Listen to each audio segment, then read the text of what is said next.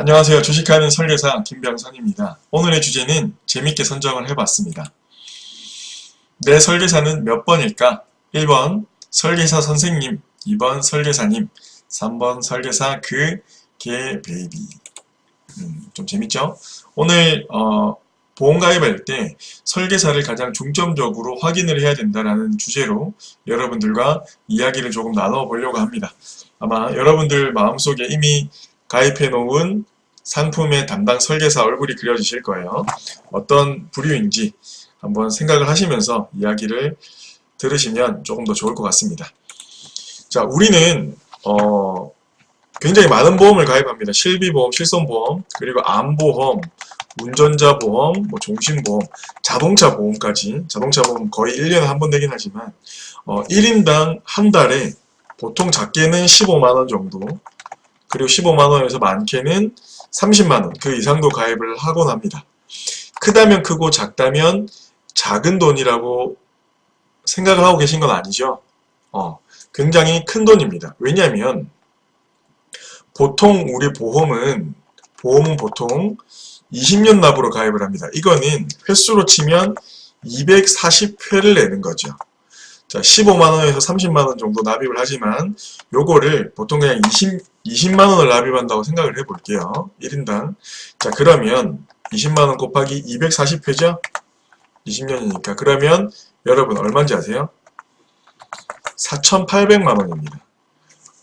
그 해당 설계사한테 4,800만원짜리 계약을 하는 거죠. 굉장히 큰 돈입니다. 여러분들이 알고 있었던 내용인데 이렇게 숫자로 보니까 조금 더 놀라시는 분도 있으실 거라고 생각을 합니다. 자, 문제는 이게 끝이 아니라는 거죠. 지금 미혼이시라면 결혼을 앞으로 할 거고요. 결혼을 이미 결혼해서 가족이 있는 분들이라면 계산할 게 더 있습니다. 자, 가족보험료죠. 나, 배우자, 그리고 자녀까지. 자, 월 최소 30만원 정도 가입을 하고 있습니다. 그리고 보통 많게는 60만원까지. 그 이상 가입해 놓으신 분도 정말 부지기수에 굉장히 많죠. 자, 여기서 우리는 50만원으로 한번 생각을 한번 해볼게요.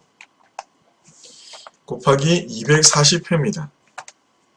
얼마일까요? 네, 엄청난 숫자가 나옵니다, 여러분들. 1억 2천만원입니다. 굉장히 놀랍지 않나요? 자, 진짜 어마어마한 돈이. 근데 우리는 이 보험을 굉장히 가볍게 생각해요. 왜냐면 월납으로만 생각하니까. 우리가 토탈 납입으로 생각하면 굉장히 많은 금액을 그 설계사와 계약을 하는 건데도 불구하고 너무 가볍게 생각을 한다는 거죠. 이거는 문제가 있는 겁니다. 자, 다음에 두 가지 제가 예를 들어 드릴 건데 두 가지 경우를 한번 생각을 해볼게요. 자, 첫 번째 1억 2천만원짜리 차를 샀습니다. 자, 여기서 1억 2천만원의 의미, 이 차를 샀다는 의미는 당연히 그 차 플러스 그 이후에 받을 수 있는 서비스 AS를 말하는 거죠. AS가 포함된 겁니다. 만약에 여러분들이 1억 2천짜리 차를 샀을 때 10% 할인해 주는 조건으로 AS를 포기하실 분들은 아마 없을 거예요. 이거는 아파트를 살 때도 마찬가지입니다. 분양받아서 들어갔는데 하자보수 나는 포기하고 싸게 들어가겠다라고 하는 분들 없으시죠? 당연한 겁니다. 자, 이게 제가 첫 번째 여러분들께 말씀드리고 싶었던 경우고, 또 한 가지 경우는 만약에 여러분들의 부모님 중에 한 분이 아버지라고 치면 큰 수술을 앞두고 있습니다. 암 수술이 될 수도 있고 허리 디스크 수술이 될 수도 있습니다. 자, 허리 디스크 수술이라고 가정을 해볼게요. 자, 그러면 여러분들은 첫 번째 좋은 병원을 찾으실 거예요? 아니면 좋은 수술법을 찾으실 건가요? 아니면 실력 있는 의사를 찾으실 건가요? 거의 대부분의 사람들은 좋은 의사를 찾는 데 집중할 겁니다. 그리고 그게 수술의 부작용이나 성공률을 훨씬 더 높일 수 있는 방법이라는 걸 우리는 알고 있습니다. 자, 다시 보험으로 한번 돌아와서 생각을 해볼게요. 가족보험료로 치면 거의 1억에 달하는 이 보험료를 내기 위해서 보험에 가입하는 사람은 없을 겁니다. 뭐 당연한 이야기겠죠. 보험료 내려고 가입하는 게 아니니까요. 보험을 우리가 가입하는 이유는 보험금을 그 보장을 받기 위해서 가입을 하는 겁니다. 차로 아까 비유를 드렸지만 차로 비유하면 돈을 지불한 만큼의 보장은 당연히 돼야 되고 문제가 발생했을 경우에 전문적인 AS가 돼야 된다는 거죠. 자, 그런데 정작 이 중요한 AS에 해당하는 보험금을 청구할 때에는 나 몰라라 하는 경우가 굉장히 많이 있습니다. 자, 이런 일이 발생하는 이유는 뭐냐면 우리가 보험을 가입할 때 아까 제가 아버지 허리 디스크로 말씀을 드렸지만 좋은 병원, 좋은 상품 또는 좋은 수술법을 찾는 데 집중했기 때문이죠. 물론 보험에서도 중요하고 상품도 중요합니다. 하지만 훨씬 중요한 거는 좋은 의사죠. 좋은 설계사입니다. 좋은 설계사라고 하면 알아서 좋은 회사의 좋은 상품을 추천을 합니다. 어차피 소비자가 납입할 수 있는 여력을 확인해서 최상의 상품을 설계를 하기 때문이죠. 자, 여기에서 오늘 제목에 해당하는 게 자, 이야기가 나오는 거죠. 설계사 선생님과 설계사님과 설계사 그 개 베이비 개새끼죠. 자, 요거를 실제 사례까지는 아니고 실제 어떤 경우냐면 자, 첫 번째 설계사 기호 3번이죠. 기호 3 네, 설계사 그 개 베이비입니다. 자, 어떤 경우 되게 안타까운 거는 이런 경우가 제일 많다는 거죠. 보험금 청구 문의를 합니다. 연락이 되면 정말 다행이고요. 전화를 안 받을 수도 있습니다.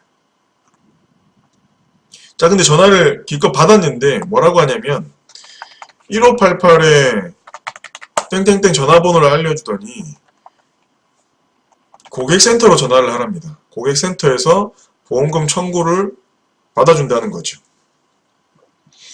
서류라도 알려주면 다행입니다. 진료비 영수증, 세부 내역서 등등. 그렇죠. 이런 경우가 사실 거의 대부분의 경우입니다. 자, 기호 2번 한번 볼까요? 설계사님 정도 되려면 어떻게 해야 되냐면 자, 보험금 청구 문의를 똑같이 하죠. 자, 그러면 이 사람은 보험금을 청구를 해줍니다. 그쵸? 청구까지 대행해주면 너무 좋죠. 그럼 설계사님이 되게 간편하고 너무 좋구나. 그렇게 해서 실비도 받고 수술비도 받고 입원비도 받는 겁니다. 이 정도만 해도 굉장히 양호한 거죠.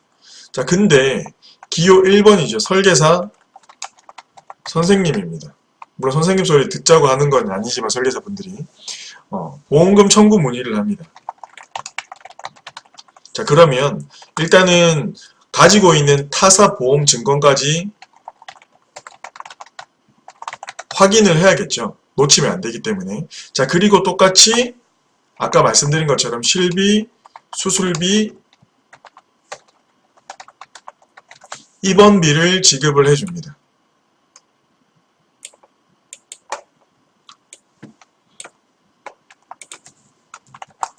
네, 위에 설계사님도 똑같겠죠. 자, 근데 이 설계사 선생님이라는 사람들은 뭘 해주냐면 모든 경우에 해당하진 않지만 2차 보험금까지 놓치지 않고 지급을 해줍니다.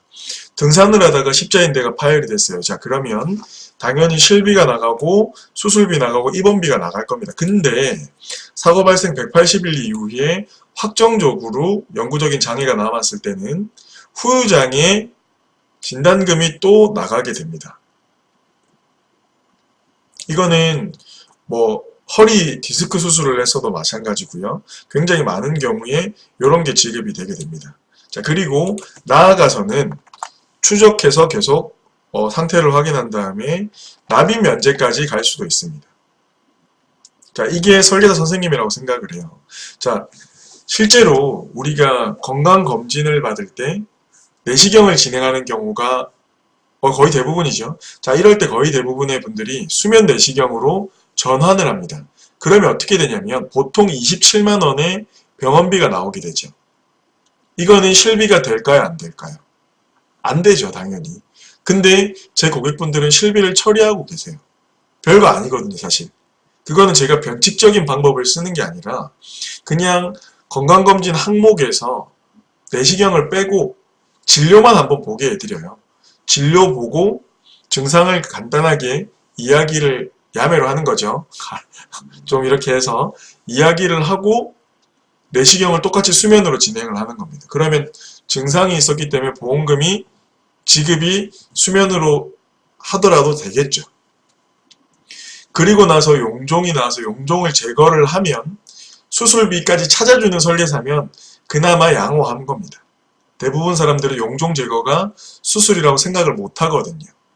이것까지 청구해주면 훌륭한 거죠. 자, 근데 그 이후에도 이 용종도 양성과 악성으로 나뉘어서 다행히 양성이 나오는 겁니다. 대부분의 경우죠. 근데 이 양성도 저도 이형성증이냐 고도 이형성증이냐에 따라서 소외감 진단금, 유사암 진단금이 또 나갈 수가 있습니다. 손해보험은 몇 천만 원까지 나오고 상품에 따라서 납입 면제까지도 받을 수가 있는 상황이에요. 근데 우리는 이런 것들을 하지 못하는 거예요. 제가 제일 답답한 게 뭐냐면 여러분 우리 보험금 청구를 요즘에 앱으로 한다, 어플로 보험금 청구한다고 신경 쓰지 말라고 하는 분들이 제 고객분들 중에서도 정말 간혹 계세요. 그러면 설계사랑 이제 단절이 되는 겁니다.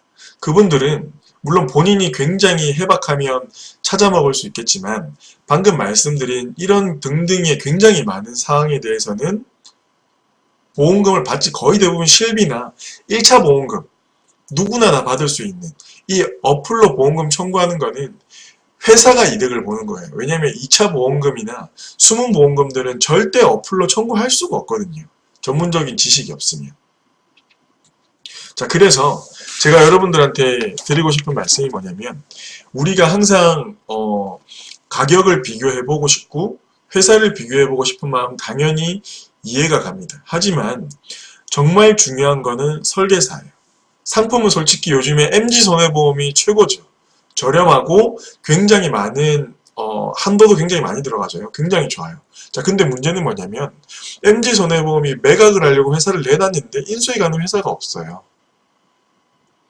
회사의 금전적인 재무 건전성이 너무 밑바닥, 지금 전 보험사, 생명보험사, 손해보험사 통틀어서 40개 넘는 보험사 중에 최하위거든요.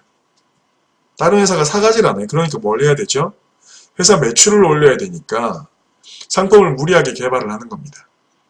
보험료가 비싼 회사는 보험금 지급이 다른 회사보다 조금 더 용이할 수도 있고요. 훨씬 더 탄탄하고요. 그렇죠? 우리가 제가 항상 고객분들한테 말씀드리는 거지만 국민은행에서 2%짜리 이자를 만듭니다. 적금을, 1년짜리 적금을. 저기 신용협동조합 이런 데서 5%짜리 적금을 만들어요. 1년 저축할 거면 당연히 5%짜리에 해야 됩니다. 자, 근데 20년도 아니고 우리는 보험 20년 납이겠지만 보통 30년, 40년, 50년 뒤에 보장받으려고 가입하는 거예요.